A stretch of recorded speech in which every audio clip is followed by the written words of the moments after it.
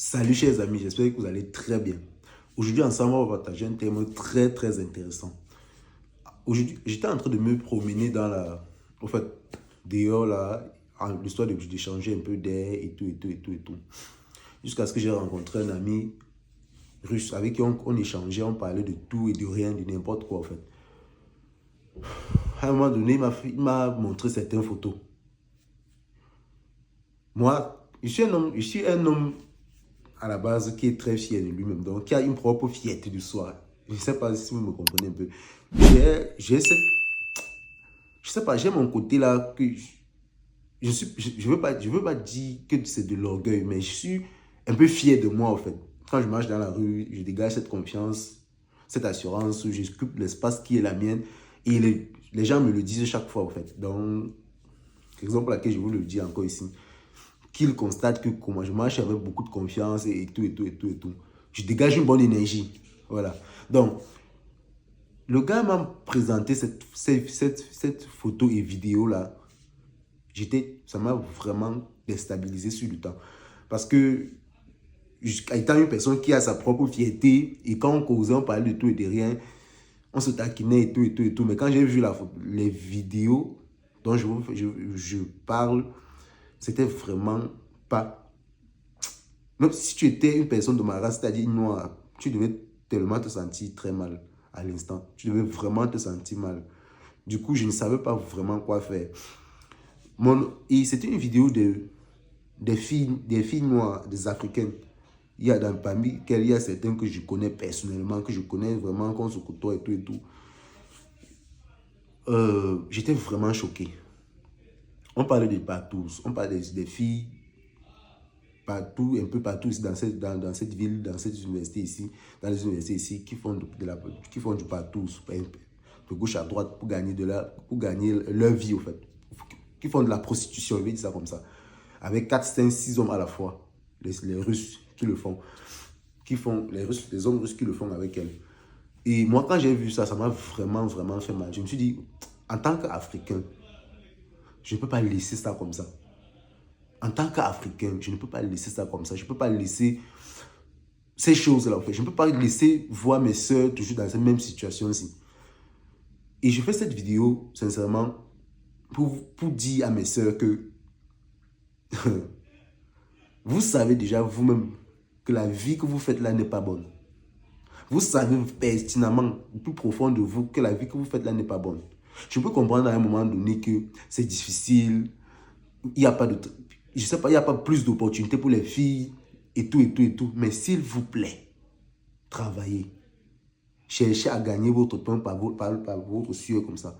Travaillez. Ça ne sert à rien d'aller avec 10 garçons que tu ne connais même pas leur état d'âme ni leur état de santé. Tu ne sais même pas s'ils sont malades ou pas. Tu vas t'engager dans une relation où franchement, c'est humiliant. Tu vas t'engager dans une relation où tu ne sais pas ce qu'on retire de toi en fait. Il n'y a aucune bonne opportunité qui arrive et te prend et te coûte la vie. Tu ne sais pas ce que les 10 personnes là retirent en toi. Tu ne sais pas quelle sera ta vie quand tu auras peut-être dans 5 ans. Est-ce que tu te projettes? Est-ce que tu te projettes lorsque tu prends cet engagement avec 5-6 personnes sur toi? Ma soeur, je vais parler de mon cas un peu entre parenthèses. Pour ceux qui me côtoient au quotidien savent que je suis quelqu'un de sportif. Et j'ai cette habitude là de courir, de faire du sport et tout. Même dans la rue, souvent en été, je prends le temps pour moi, je m'en vais courir, m'échanger des idées. Donc, il m'arrive souvent, il m'est arrivé maintes fois même d'être abordé par les mamans. Les mères, quand je regarde, c'est ça qu'elle a l'âge de ma maman. Je ne peux rien traiter avec elle. Elle vient là, tout ça. Elle me dit comment tu vas, tout ça. Elle me chatte. Je sais que ces personnes sont les voleuses d'énergie. Si tu t'engages, c'est la même chose. C'est la même chose quand tu pars avec 5-6 personnes. Tu ne sais pas ce qui retient en toi. Quelle chance peut-être Dieu avait mis dans ta vie. Tu ne sais pas ce que... Je ne sais pas. Essayez. Si tu es déjà actif sexuellement, sincèrement, cherche un homme stable. Peut-être même un étudiant comme toi, tu connais ses valeurs, quelqu'un qui aime Dieu, quelqu'un qui veut construire, quelqu'un qui a de l'avenir, quelqu'un qui a une vision avec toi, quelqu'un qui te soutient, quelqu'un qui peut émotionnellement t'apporter un plus, quelqu'un à qui tu peux parler, il te comprend. Cherche une personne. Pas t'engager dans une relation où, sincèrement, quand j'ai vu ça, moi qui a ma propre fierté à moi, je me suis senti très mal à l'aise. Très, très mal à l'aise sur le temps. Très, très mal à l'aise. Je l'ai même dit, pardon, s'il y a des choses comme ça, ne me montre plus. Parce que ce sont mes gens, ce sont les noirs comme moi que tu es en train de... Je ne sais pas, c'est pas bien. Est-ce que vous savez qu'en Russie, maintenant, on dénombre plus des filles camerounaises? On les compte plus même dans la prostitution que même les Nigériens qui avaient une mauvaise réputation. Est-ce que vous le savez? En Russie, la Russie, on est en train de démontrer. Et la plupart, c'est que même les filles elles ne sont même pas protégées. Elles ne savent même pas comment ça se passe. S'il vous plaît, prenez la peine. Regardez, ce n'est pas que c'est le travail qui manque. Vous pouvez coiffer. Vous pouvez faire des cacahuètes. Vous pouvez coiffer. Vous voulez vendre même la nourriture. Vous pouvez faire même la nourriture et vendre même à vos colocs. Aux gens de ton toi, tu peux le faire. Tu peux même tricoter. Tu peux faire les tresses. Tu peux vendre les produits en ligne. Tu peux trouver un petit job ici et là. Arrêtez ça, s'il vous plaît. Il n'y a aucune bonne opportunité qui vient en te condamnant de cette façon-là. Parce que si tu chopes une maladie, c'est toi qui perds. J'étais dans un live dernièrement avec le 8 mars. Ma femme, on parlait de RVPO et tout, et tout, et tout. Il y avait une jeune Camerounaise qui est montée dans le live et qui donnait ce témoignage que sur les réseaux sociaux VK ici, pour ceux qui sont en Afrique, VK ici, c'est un peu comme notre Facebook. Qu'elles sont comme ça sur VK, il y a des Russes qui les envoient les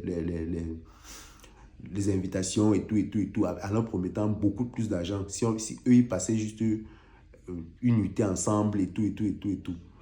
Et elles ont toujours eu à refuser ça. Je comprends. Il y a d'autres carrément qui allaient pour traduire aux 2 Nigériennes qui ont été arrêtées à la police par la prostitution, qui faisaient la prostitution illégale sur le territoire russe. Carrément. Et quand elle est arrivée, elle a vu, c'était des gamines, c'était les gamines, les petits enfants comme ça. Elle leur a dit que pourquoi vous ne travaillez pas? Pourquoi vous ne pouvez pas gagner votre pain peut-être en nettoyant même le sol, même dans le Burger King ici, en faisant... Je sais que c'est difficile, je suis ici, je sais que c'est difficile pour les femmes, je sais. Les 2 petites gamines ont fait carrément comprendre que c'est elles qui soutiennent leur famille au pays. Que c'est elles qui payent, c'est elles qui nourrissent leurs parents au pays. Comment tu peux envoyer l'enfant ici en Russie pour les études et t'attendre comme ça pour les choses? Que c'est l'enfant qui doit te construire la maison. C'est l'enfant, si elle n'arrête pas la prostitution, c'est que sa famille est foutue. C'est impossible. Quand tu es à un visa étudiant ici en Russie, vraiment c'est difficile. Je dois vous dire la vérité, c'est difficile. Les parents qui vous envoient là, c'est parce qu'ils suivez cette chaîne. Je vous mens pas. Suivez cette chaîne, abonnez-vous et prenez l'information sur le terrain. Parce que j'en ai marre de voir des situations où moi-même je suis...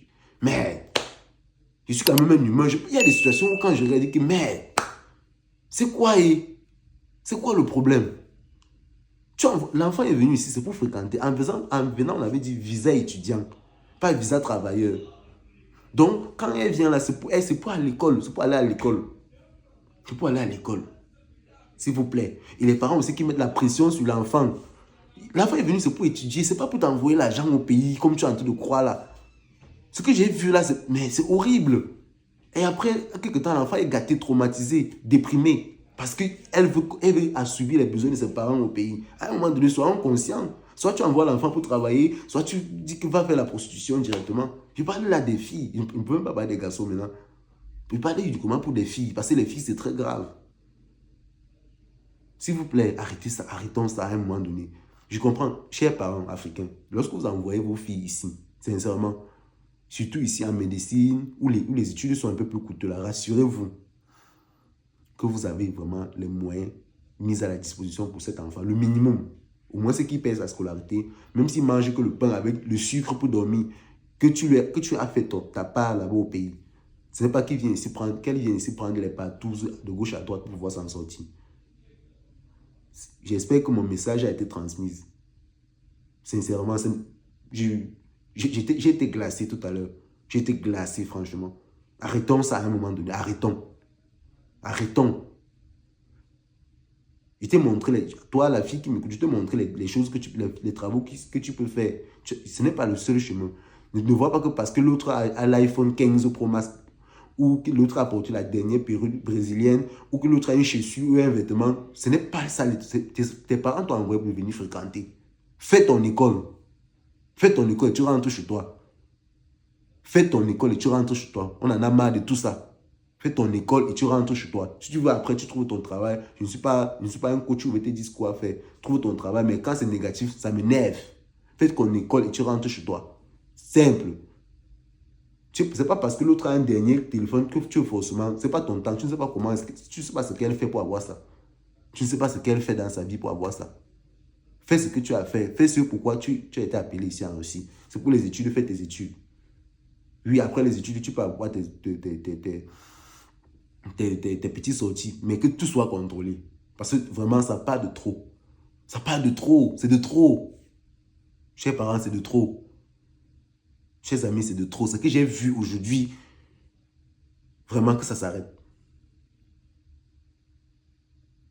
Big up, c'était Yannick Patipé. Pour tous ceux qui souhaitent des meubles et tout, et des canapés, des équipements d'ameublement, n'hésitez pas à contacter ce numéro que je vais laisser sur la vidéo. Et pour tous ceux qui souhaitent aussi un accompagnement pour l'immigration, contactez-nous, on va vous aider, toujours dans la transparence. Et que mon message, j'espère que mon message n'est pas tombé dans les oreilles d'un sourd. Prenez soin de vous. Bye bye.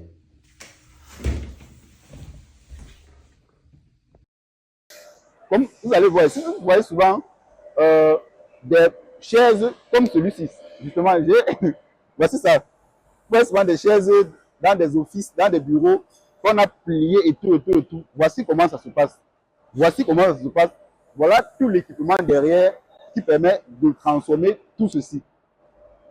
Voilà encore des lasers. Ici, il y a certains lasers qui prennent juste des longues barres, qui prennent des fers assez plates.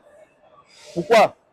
Pour, par exemple, voilà, voici ce que j'ai en train de vous dire. Voici donc ces lasers-là. Voici donc ces fers-là, assez larges. Et c'est là qu'on les transforme. Et c'est ici qu'on les transforme. On le met là et il sort étant découpé directement. Donc c'est un programme que le laser, qui est inclus déjà dans le laser, qui permet d'effectuer tout ce découpage-là. Tout ce découpage-là. Donc vous voyez qu'à un certain niveau, et revenons un peu, et on obtient certains produits comme ça là. Voilà les dérivés. Voilà les dérivés. Voilà ces dérivés-là. Donc, continuons. Et même chose ici. Ça commence à... Quelle est l'étape suivante? Alors, je vous montre l'étape suivante concernant le processus.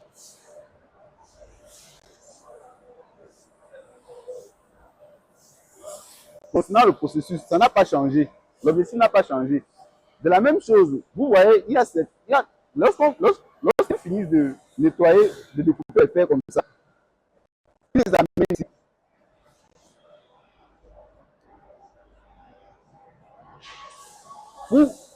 Pour passer à l'étape suivante, vous voyez, les fers de là-bas, quand on les découpe, généralement, c'est encore un peu sale. Voilà, c'est un peu sale. Mais qu'est-ce qu'on fait à la suite? On ne peut pas directement passer ça directement dans la machine à peindre. On passe ici. Avant d'arriver là-bas, on passe ici. On prend le temps de nettoyer tout cela. D'accord. D'accord. On prend le temps de nettoyer tout cela. D'accord. Là. Je vais vous dire là, c'est bon. À Disney. À Barabat. Non, почему отрабатывали металл? Почему? Да. А иначе он не покрасится качественно. Хорошо. Non, en principe, on le nettoie, comme il le dit, c'est pour faciliter la peinture de l'autre côté. Vous voyez un peu. C'est pour faciliter la peinture de l'autre côté. Voici un exemple simple. D'accord, ça dit là. Voici un exemple simple. Donc, là, il est en train de préparer, vous voyez dans la forme, au fait. Il est en train de préparer la chaise. C'est bon. Ça vous le devinez, je n'ai rien dit. Il est en train de préparer ça pour la peinture qui est juste derrière moi. Donc, vous pouvez voir, Rivière. Vous pouvez voir les étapes de peinture ici, comme les gens sont dédiés au travail. Je vais pas aller là-bas d'être. Donc voilà, voici. Rapproche. Alors, comme vous le voyez, voilà l'étape qu'il est en train de faire. Ça, c'est l'étape après l'étape qui suit. Donc, il est en train de peindre simplement le produit. Allons-y. Et une fois qu'il a peint, qu'est-ce qui se passe? Il faut chauffer pour que le produit soit bien collé. Il faut chauffer. Voilà comment il est en train de déposer. C'est direct. Je ne vous explique pas. Il est en train de pratiquer directement. Donc, il le met. Que la grosse machine que vous voyez ici, ça permet de chauffer. Ça permet de chauffer le produit afin d'obtenir ce qu'on veut faire. Le résultat obtenu, le résultat souhaité. Une fois que l'étape est passée, vous vous rendez compte, ça ce sont les détails que souvent, quand tu veux lancer ton entreprise, tu peux ignorer. Voilà. Là, ils ont fini. Ça a été chauffé. Voici. Une fois que c'est chauffé, voilà qu'on a récupéré. D'accord.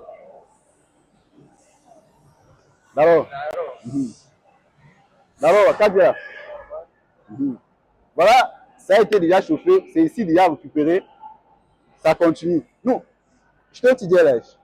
Ну, из печки снимаю. Из печи? Ну, вот это как название по-русски? А название продукции, как продукция называется? Нет, ну, именно снимать и сюда складывать. Да, это любая продукция, она, как тебе вот объяснить, ну, фурнитура любая, вот к столу ножки, это же все отсюда красится, все и отсюда. Любые части мы красим дополнительно. Я тебя понимаю. Просто почему ты снимаешь, Ага. ты не сразу берешь, Складываю. доставаешь, да? Потому что нужно, чтобы краска остыла, Мгм. чтобы она, если горячая, то есть горячая